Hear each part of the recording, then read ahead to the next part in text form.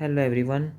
Today in this video we will discuss Absalom and Achitophel summary in very easy way. Let's start the video. Absalom and Achitophel is a satirical poem by John Dryden written in 1681. It uses a biblical story to comment on the political situation of Dryden's time. The poem retells the biblical story of Absalom, who rebelled against his father King David in ancient Israel. यानी कि क्या कहा गया है, जो Absalom और अकीटोफेल है वो एक सैटेरिकल पोइम है जॉन ड्राइडन के द्वारा लिखी गई, जो कि 1681 में लिखी गई थी। और यह उपयोग करती है बिब्लिकल स्टोरी का, यानी कि बाइबल की स्टोरी का उपयोग करती है to comment on the political situation of Dryden time. जो ड्राइडन के समय की जो पॉलिटिकल सिचुएशन थी उस पर कमेंट करने के लिए बिब्लिकल स्टोरी का उपयोग करती है एब्सलोम और Achitophel poem. The poem retells the biblical story of Absalom. जो पोइम है वो हमें फिर से बताती है बिब्लिकल स्टोरी को एब्सलोम की, who rebelled against his father, जो अपने फादर के विरुद्ध विद्रोह करता है। और उसके फादर का क्या नाम है, किंग डेविड, जो कि एंशियंट इजराइल यानी कि जो प्राचीन इजराइल था उस समय की जो स्टोरी है उसके बारे में एब्सलोम और अकीटोफेल हमें बताती है। Dryden uses the story as an allegory for the political conflict in England, where the poem reflects the tension between King Charles two and his opponents. Dryden इस स्टोरी को इंग्लैंड में राजनीतिक संघर्ष के रूपक के रूप में उपयोग करता है। Where the poem reflects the tension, जहाँ जो पोइम है वो तनाव को दिखाती है किस किस के बीच में, between King Charles second and his opponent, Charles to और उनके विरोधियों के बीच में तनाव को दर्शाती है। In the poem Absalom represents the duke of Monmouth who opposed king Charles two. Poem में एब्सलोम ड्यूक ऑफ मोनमथ का प्रतिनिधित्व करता है, who opposed king Charles two, जिसने चार्ल्स टू का विरोध किया था। Achitophel is a figure who represents the earl of Shaftesbury, a key figure in the opposition. Achitophel एक ऐसा व्यक्ति है जो विपक्ष में एक प्रमुख व्यक्ति अर्ल ऑफ सॉफ्टबरी को रिप्रेजेंट करता है, प्रतिनिधित्व करता है।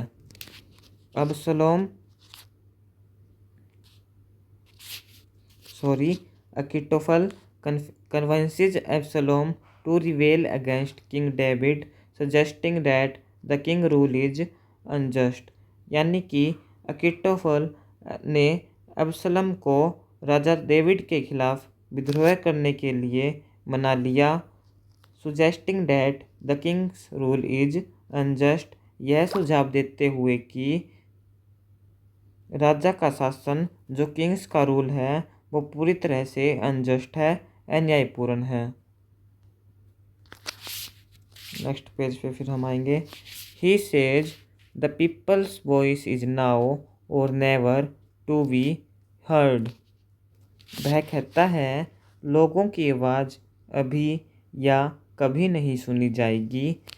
ये हमने बीच में एक इम्पोर्टेंट क्योट्स दिया है, इसको आप एग्ज़ाम में राइट कर सकते हैं। बड़ा ही हेल्पफुल होगा अगर आप क्योट्स को राइट करोगे। अगर आपको और भी क्योट्स मिले तो आप वो भी लिख सकते हैं जो आपको याद हो सके। अकीटोफेल persuades Absalom by suggesting that David's reign is corrupt and that he would make a better king। फिर क्या लिखा है, अकीटोफेल परसुएड एब्सलोम, यानी कि अकीटोफेल एब्सलोम को राजी करता है। क्या कहकर राजी करता है, by suggesting that David reign is corrupt, यह कहकर राजी करता है कि जो डेविड का रीन है जो शासन है वो पूरी तरह से करप्ट है, भ्रष्ट है, and that he would make a better king, और वह एक बेटर किंग बन सकता है। कौन बन सकता है बेटर किंग? एब्सलोम बन सकता है।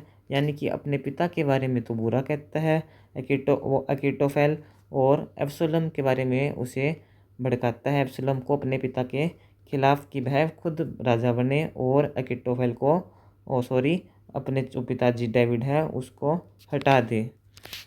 अब्सलोम स्वेयड बाय दीज आर्गूमेंट्स। अब्सलोम इन तर्कों से प्रभावित होकर डिसाइड्स टू रिबेल, इन तर्कों से प्रभावित होकर विद्रोह करने का फैसला करता है अपने पिताजी से, डेविड से। However as the rebellion progresses, it becomes clear that Achitophel's true motives are not for the good of the people but for his own gain।